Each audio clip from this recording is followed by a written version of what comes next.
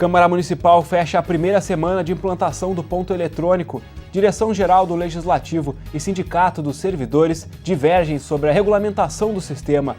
Vereadores aprovam um projeto que regula o corte de água de inadimplentes. Parlamentares também foram favoráveis ao documento que permite ao Executivo Municipal contratar um novo empréstimo. Os livros ajudam a pensar. O quadro Momento Cidadão de hoje vai até a Feira do Livro de Porto Alegre para mostrar como esta máxima está sendo colocada em prática. Estes são os destaques do Jornal da Câmara, que está começando agora.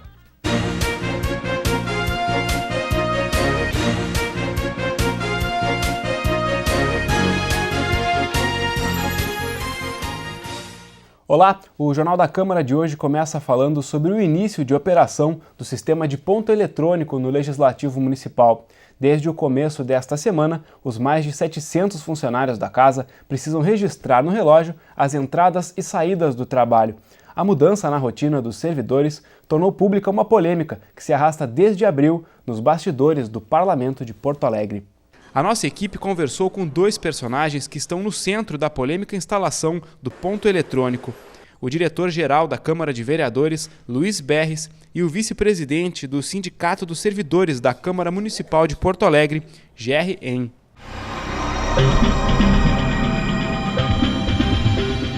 Nós avaliamos que a implantação do ponto na Câmara, pelo movimento que teve pela não implantação do ponto, nesses primeiros dias foi um sucesso. Foram inúmeras pessoas que já têm se manifestado a esse respeito, pela quantia de pessoas que têm frequentado a casa, pessoas até diferentes, e que o administrador, o gestor público, ele num universo de 730 pessoas não tem como monitorar se os servidores estão realmente trabalhando todos os dias. Então, nós tínhamos até então um modelo de frequência ultrapassado, que é o livro ponto para os setores da casa, e um modelo muito simplificado de efetividade nos gabinetes, que, digamos assim, que já não existe mais em todos os setores da Prefeitura de Porto Alegre.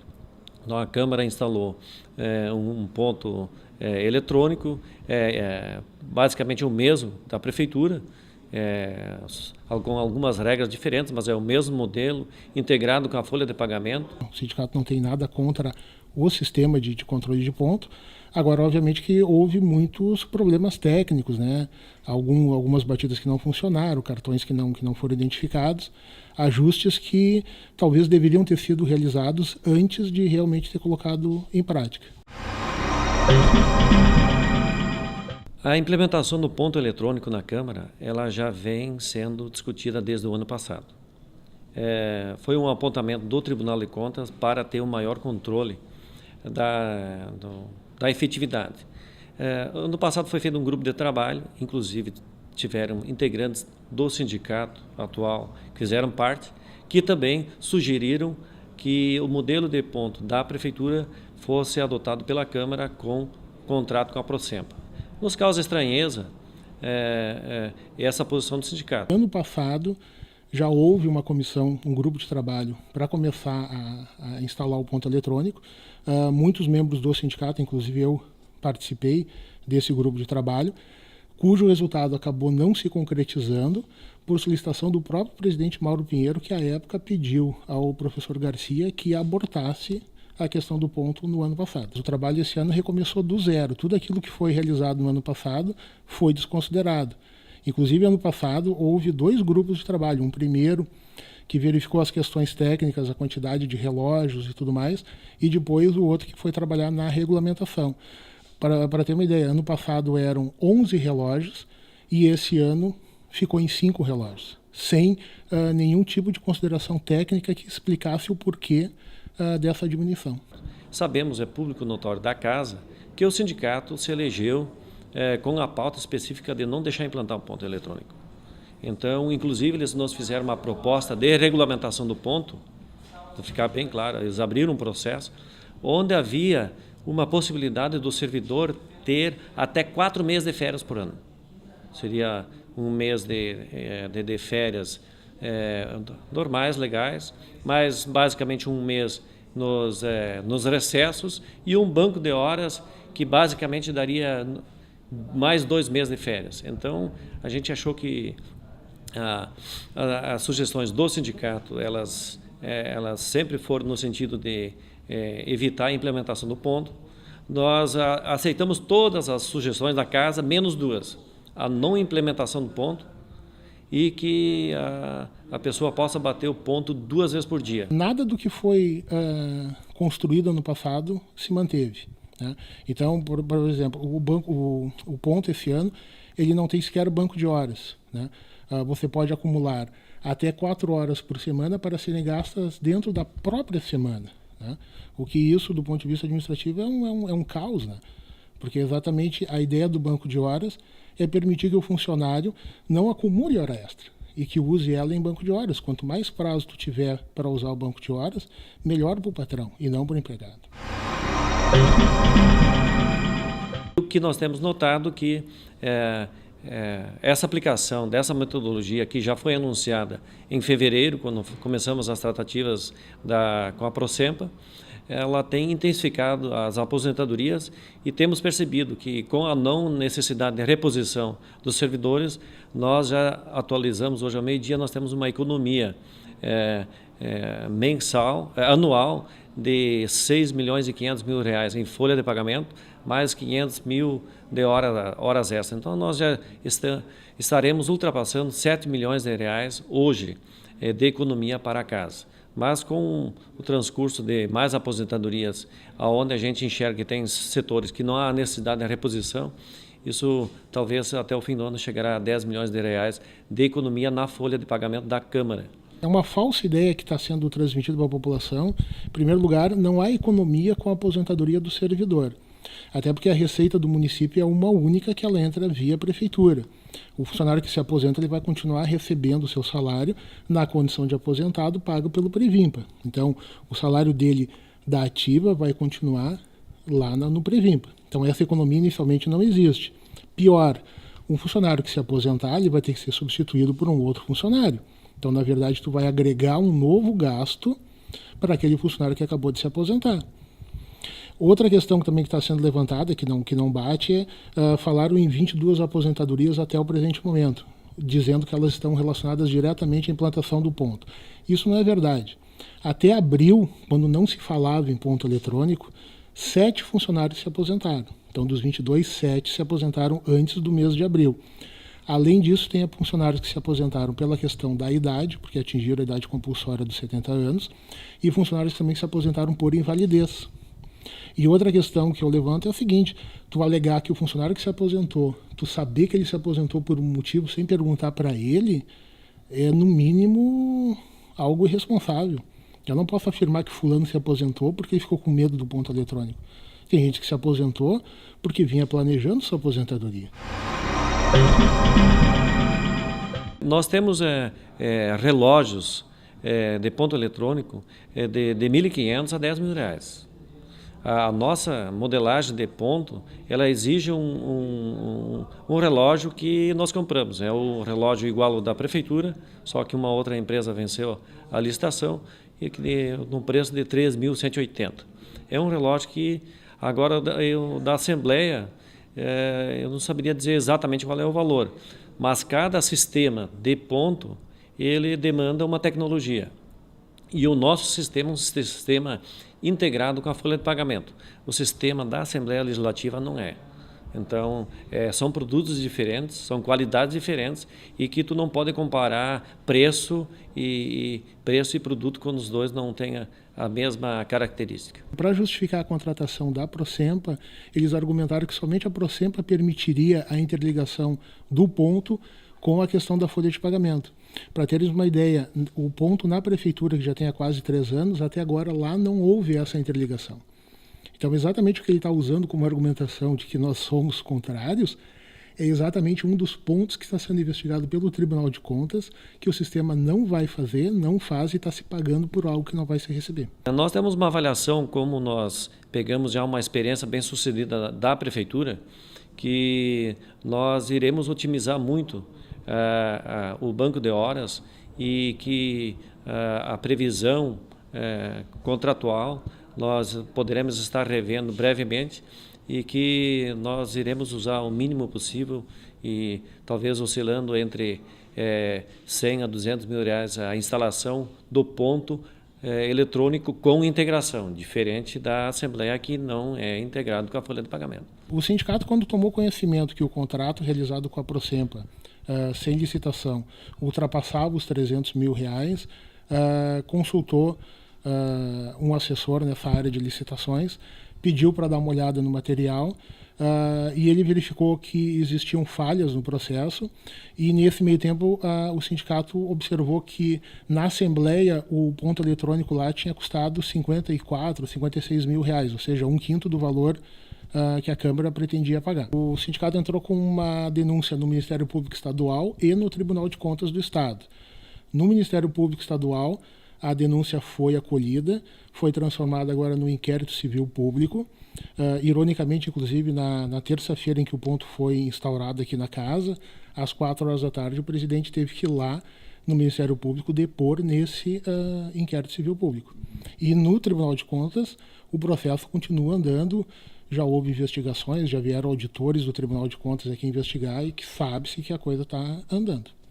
Os parlamentares da capital rejeitaram nesta semana o projeto de lei que propõe uma restrição no trânsito de veículos no centro de Porto Alegre. O documento gerou polêmica no plenário. 21 parlamentares foram contrários à proposta. 7 votaram a favor. Apesar da diferença no placar, a discussão se estendeu por toda a tarde na sessão plenária de quarta-feira.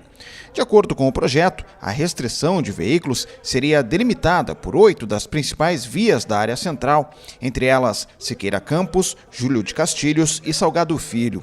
O autor do projeto, vereador Marcelo Garbosa, lamentou a rejeição da matéria e das 4 emendas. O tema simbólico de condicionar foi a emenda número 3, condicionar a vigência da lei que permite a restrição de veículos no centro da cidade a uma consulta popular, foi rejeitada.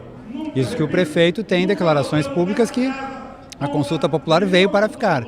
Então veja, esse plenário aprovou a consulta popular em relação ao fechamento da redenção, mas não quer que seja consultado outros temas. O atual presidente da Comissão de Constituição e Justiça, vereador Elisandro Sabino, lembrou que a proposta saiu da CCJ com parecer contrário devido a problemas de ordem jurídica. Esse relatório foi acompanhado pela maioria dos vereadores presentes, inclusive eu acompanhei, porém com voto contra do autor, que compunha a CCJ na época, que era o vereador Marcelo Garbosa, que obviamente foi contra o relatório. Assim, quando há um voto contra ao relatório, o projeto permanece, ele tramita. Um dos pontos que ocupou boa parte do debate foi em relação ao comportamento do comércio no centro da cidade. Alguns parlamentares argumentaram que a restrição de veículos prejudicaria os lojistas. Porém, outros vereadores defenderam que o projeto ajudaria a movimentar os estabelecimentos. Porque muitas vezes a pessoa passa ou de carro ou de ônibus e não entra nas lojas do centro. Justamente nos locais onde, por exemplo, na Andradas, nos largos, que tem ali o Glênio Pérez e outros largos, onde as pessoas circulam, é justamente onde circula mais o comércio. Várias empresas estão voltando para o centro e aí tu faz uma restrição dessa, né? Principalmente na Andradas, Doutor Flores, Vigário, voluntários.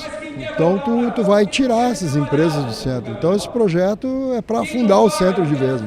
Os vereadores aprovaram 2 projetos de lei do Executivo na sessão plenária da última quarta-feira. Um deles trata sobre o corte no fornecimento de água na capital. O texto estabelece que o corte de água por inadimplência não ocorra na sexta-feira ou em véspera de feriado. A medida pretende possibilitar que o consumidor tenha tempo hábil para regularizar o débito. Também foi aprovada emenda de autoria do vereador Paulinho Motorista, do PSB. O parlamentar propõe que a suspensão do serviço não seja executada entre o meio-dia de sexta-feira e 8 horas da manhã de segunda ou primeiro dia útil pós-feriado. O outro projeto do Executivo permite ao município obter empréstimo de 35 milhões de reais junto à Caixa Econômica Federal. O líder do governo explica que os recursos vão vir do Banco Interamericano de Desenvolvimento e vão ser aplicados na Secretaria da Fazenda, com o objetivo de modernizar a gestão pública do município. Esse projeto nós estamos só mudando um artigo da lei que nós aprovamos já este ano ainda. Ele é um recurso que vem proveniente do BID, que é para a gestão administrativa financeira, poder fazer uma melhor administração e poder trazer mais recursos para a cidade. O projeto foi aprovado com 25 votos favoráveis. Os parlamentares do PSOL, professor Alex Fraga e João Ezequiel, que substitui nos próximos dias a vereadora Fernanda Melchiona, se abstiveram do voto. O quadro Momento Cidadão de hoje vai até a 61ª edição da Feira do Livro de Porto Alegre. Neste ano, a frase símbolo do evento é "Livros ajudam a pensar". Você vai ver agora como esta máxima está sendo colocada em prática.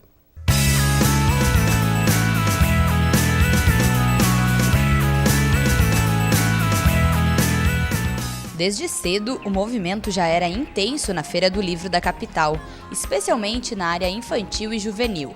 As bancas do setor começam a funcionar às 9 horas da manhã, antes do restante da feira. O mau tempo impediu a instalação do setor no Cais do Porto, mas não atrapalhou a vontade de ler. Foi sua ideia trazer os alunos e por que essa ideia? Sim, todos os anos eu procuro trazer, porque eu tenho uma turma de alfabetização e eu acho importante, além de ter contato com os livros, ter contato com o autor. Eles adoram livros, eles têm uma vez por semana a biblioteca na escola, onde eles retiram o livro, levam para casa, volta, eles gostam muito. E quando eles começam a ler mesmo, daí é que se encantam, né? Por que é importante ler? Eu não, se eu ser burro aí vai ser ruim, tem que ser inteligente. E tu gosta mais de ficar no computador ou de ler? De ler. Já tinha vindo aqui na feira? Não. E o que tu achou dessa primeira vez? Legal. Por que é legal? Muitos livros? Uhum. Por que tu acha que ler é legal? Porque ler bota mais letras no pensamento e bota mais historinhas. Atrair o público infantil para o universo da literatura é um dos objetivos da Feira do Livro de Porto Alegre. Para isso, a estrutura conta também com bibliotecas na Praça da Alfândega. Nós trabalhamos antes da feira, durante todo o ano, nessa formação também dos mediadores de leitura que atuam não só nas escolas, mas também nas bibliotecas, outros espaços de leitura. Então a Feira do Livro, ela é a culminância desse trabalho que é realizado durante todo o ano nas escolas, nas bibliotecas. Um dos momentos mais aguardados pelas escolas que visitam a área infantil da Feira do Livro é esse. Há 10 anos, autores são convidados a subir naquele palco para interagir com os jovens leitores. Neste ano de 2015, o projeto Autor no Palco acontece de segunda a sexta em 4 horários diferentes. A maioria das sessões ficam assim, lotadas de crianças com sede de descobrir mais sobre as histórias. A escritora Cristina Dias foi uma das principais atrações na primeira semana do evento. Ela integra o projeto Autor no Palco desde 2005. Eu acredito que o brincar, ele ocupa o mesmo espaço da leitura dentro da criança e dentro do adulto também, né? Então eu sempre começo com uma atividade que desperta para isso, que desmonta, que provoca um pouquinho para depois chegar nessa história, no que essa história provocou em cada um. Mas eu gosto do brincar também, me interessa o brincar, né? E eu acho que o brincar aproxima e desperta. Como que é para ti estar aqui hoje nesse novo teatro que agora tem um novo nome, né? Que está homenageando o Urbim. Eu sei que tu fez parte desse processo também de criação, né? Então como que foi isso? Olha, na verdade, esse ano é um ano muito encantado porque é a primeira feira sem ele, né? É a primeira feira sem o Carlos Urbim, mas ao mesmo tempo a gente está transformando essa falta tremenda, essa saudade, né, em ações. A gente conseguiu esse ano lançar um livro inédito, que foi um original que ele tinha me entregue no ano passado. A gente conseguiu lançar, então é um livro novo que talvez ficasse perdido dentro do computador dele e que a gente conseguiu transformar em livro. E chamar esse teatro de Teatro Carlos Urbim é perpetuar esse nome.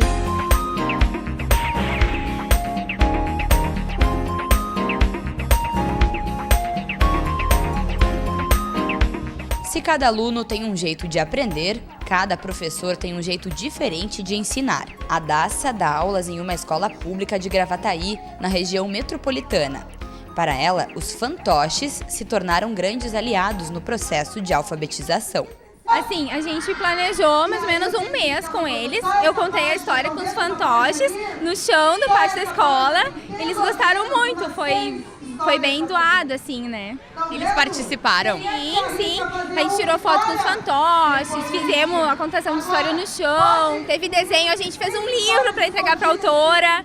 Vocês vão entregar hoje? Vamos entregar hoje, Um livro bem legal. Já conhecia as histórias da Cristina? Sim. E qual que é a tua preferida? A Celina. E o que fala essa história? Que ela fala aqui sobre o câncer e ela fica careca e tem um amigo dela, João, que fica no médico e tem amigo dela da escola. Essa é a Celina? Essa é a Celina já curada com cabelo. E a Celina é a personagem da história? A personagem principal da história, ela é careca, né? Tem 2 fiozinhos só no cabelo. Eu sempre digo que o livro é um espacinho de humanidade que a gente pode abrir. Então, quando a gente está em contato com um livro, a gente está em contato com a gente mesmo. E quando a gente está em contato com uma leitura coletiva, que é o que acontece aqui, a gente está em contato com a sociedade, né? Como se fosse um pedacinho da sociedade que a gente pudesse experimentar. Por que foi bom estar aqui hoje? Esse era meu sonho, né? De conhecer ela, por isso que hoje eu não faltei aula. Era teu sonho conhecer ela? Por causa das histórias? Sim. Tu é fã dela? Sim. E hoje tu sai daqui como? Realizado? Muito feliz? Qual é a palavra? Muito feliz. Ao todo, mais de 150 escolas são esperadas para o projeto Autor no Palco. A programação da Feira do Livro de Porto Alegre se encerra no dia 15 de novembro.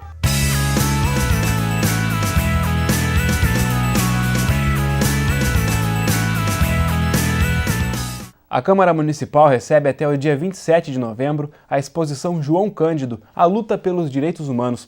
Confira os detalhes. 18 painéis de fotos e textos apresentam a história do gaúcho João Cândido Felisberto, principal líder da revolta da Chibata. A batalha aconteceu há 105 anos no Rio de Janeiro. Marujos lutaram contra o governo de Marechal Hermes da Fonseca por melhores condições e pelo fim das punições nos navios brasileiros. Conhecido como Almirante Negro, João Cândido se tornou um exemplo de luta pelos direitos humanos e de combate ao racismo.